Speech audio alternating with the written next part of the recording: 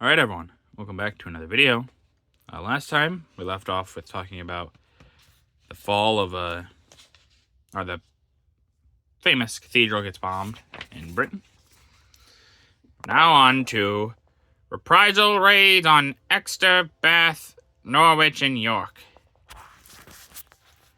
This is all pictures too, so here you go. Firemen outside of St. Martin's Church, York, which was destroyed. There you see the firemen outside of St. Martin's, and yeah, the church is obviously, like they said, destroyed. This is damage in the residential quarter of Norwich. Look at that. It's all rubble. And these people are just trying to dig up what they can, or they're just done. They're like, I can't keep going. Which a lot of people did, but the Brits did have that unshakable resolve for a long time. 3, we see a hospital which has received a direct hit. Yeah, look at that. It's just awful, especially like hospitals. The sick and dying are in there, and oh well, we're gonna bomb it. Awful.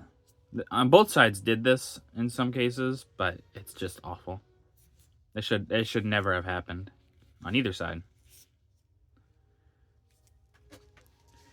Number 4.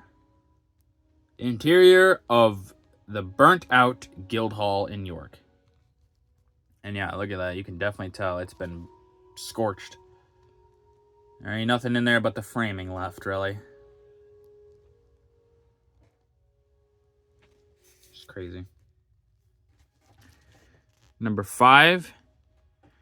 Damaged houses in the center of Bath. Yeah, look at this. Look at this damage. Jeez almighty. We can't even imagine. Most places today can't even imagine the damage that this is.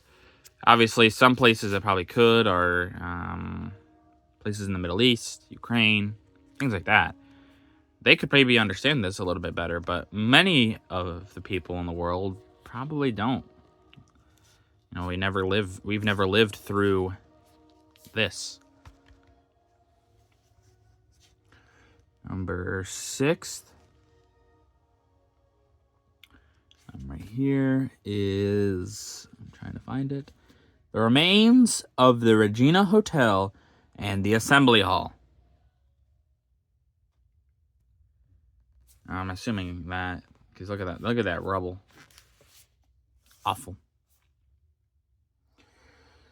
And then number 7 here is the interior of Exeter Cathedral, where a bomb fell on the choir aisle and demolished St. James Chapel and the sacristy.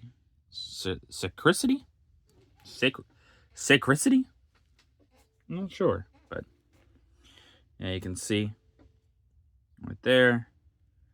And at least this church isn't completely destroyed like many, but yeah, the damage is just awful. And I'll show you all these while I read the little text down here. The cathedral cities bombed. The raids on Exeter on April 24th was quickly followed by attacks on Bath, the 25th and 26th, Norwich on the 27th and the 29th, and York on the 28th. In all of which buildings and monuments of great historic value were blasted or demolished. By choosing these undefended cities as its targets, the Luftwaffe as good as admitted that it was unable to reply on anything like the same scale to the RAF raids on military objectives in Germany, and was forced to seek targets in lightly protected areas. So yeah, the British are basically saying, oh, well, they're doing this because we attacked these military targets in Germany when they can't do that, so they're going to attack these light defended ones. Which, yeah, but Germany did attack military targets as well, but yes, they did have reprisal raids like these where they attacked civilian lightly defended areas, but which is just awful. I'm trying to turn the page here, but it's kind of hard. Okay, here we go. Japanese occupy Lashio, western terminus of the Burma Road. April 29th, 1942. Burma Road cut. On April 19th, a Japanese force estimated at 5 divisions, about 100,000 men, with strong tank and aerial support, began a new thrust northwards through the Shan states towards Lashio, the western terminus to the vital Burma Road, along which China was supplied with munitions of war by the Allies. In spite of desperate Chinese resistance, the enemy reached Keshimansum, only 70 miles south of Lashio, on the 28th, and on the following day. After a lightning advance of 70 miles, they captured Lashio itself after a mass attack which was covered by violent artillery and aerial barrage. On the same day, the enemy captured Hispaw, I don't think I pronounced that right, 40 miles southwest of Lashio, thereby seriously threatening the rear of the Anglo-Chinese forces. At the same time, cutting the railway to Mandalaya. The pictures show above left, right here, trucks carrying gasoline and oil for the Chinese Air Force during a halt on the Burma Road. Below left, there we go. Supply vehicles negotiating.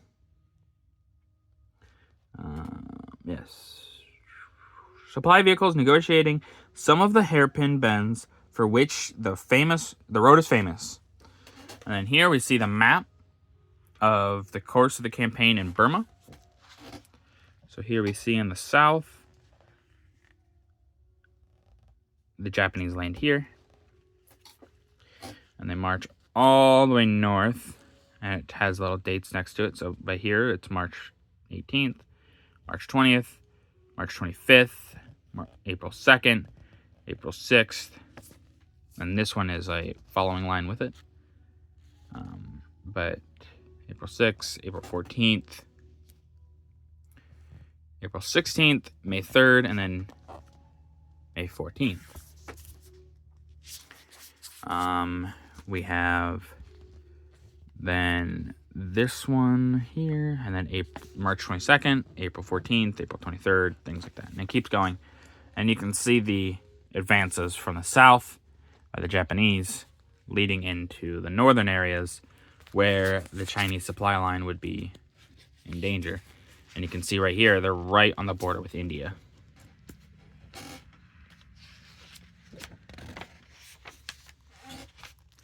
Mandalaya falls to the Japanese. May 1st, 1942. Mandalaya in ruins. After cutting the Lashio-Mandalaya Railway, the Japanese pressed rapidly on to Mandalaya, which they occupied on May 1st. The beautiful city, with its many temples and pagodas, had been completely destroyed by enemy bombs, and the victorious army found only a shattered ruins with all roads, bridges, and military installations wrecked. The British forces were withdrawn north of Irrawaddy, and the famous Ava Bridge across the river was blown up. The pictures show above damage wrought in Mandalaya. Now you can see the lots of damage here. It's awful. And below, Japanese troops marching towards a captured town. This almost doesn't look real. You know what I mean? It kind of looks like a picture of like a comic strip, I guess. Just because like everything in this it doesn't look quite real. It has like almost an effect to it that makes it look kind of off. Corregidor gives up the fight. May 5th to 6th, 1942. Japanese land on Corregidor. Ever since the fall of Bataan on April 9th, the island fortress of Corregidor had been subjugated to an intense artillery fire at point-blank range from Japanese batteries on the mainland. This, together with heavy aerial bombardment, inflicted heavy casualties on the defenders as well as serious damage to military installations. On May 5th, after a particularly severe bombardment which swept away the beach defenses, Japanese troops crossed the narrow channel separating Corregidor from the mainland and landed on the island. By the 6th, the battle was over, and the gallant defenders, outnumbered and exhausted by lack of sleep, were forced to surrender. Altogether, 11,574 prisoners were taken. In the picture on the right, an American officer is shown giving a drink of water to a dying Japanese. We can see that. And then on the bottom here, a general view of the island. Yeah, this is basically the end. They held out for a long time, but it couldn't go on forever, sadly, for the defenders. A lot of these people are going to be subjected to horrible things now. They fought gallantly, but yeah, they couldn't defend forever. Alright, well, that's going to do it for this video. If you guys liked the video, leave a like. If you didn't, leave a comment. Tell me what I can improve on. I always appreciate your feedback. And as always, subscribe. It really does help out the channel. Thank you.